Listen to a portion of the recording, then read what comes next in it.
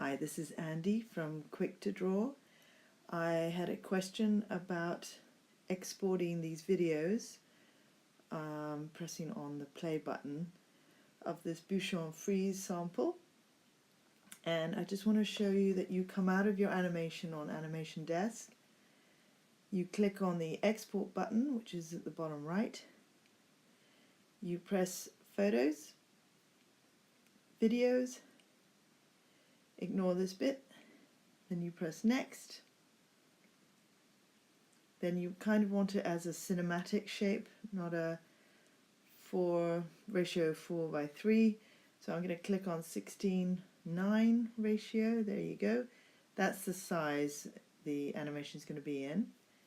Then you press Done. And this is the question that I hope I can help one of the comments on YouTube. When you go into Photos, you'll see it there. You want to go to iMovie. This is how you make it into an iMovie video.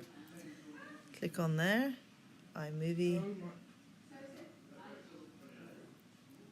download it, create movie. There you go. You got your movie. And when you're done, you can send it pressing the box with the arrow. Save video. Now that's an iMovie. So I always go for 1080. And it's exporting into an iMovie file.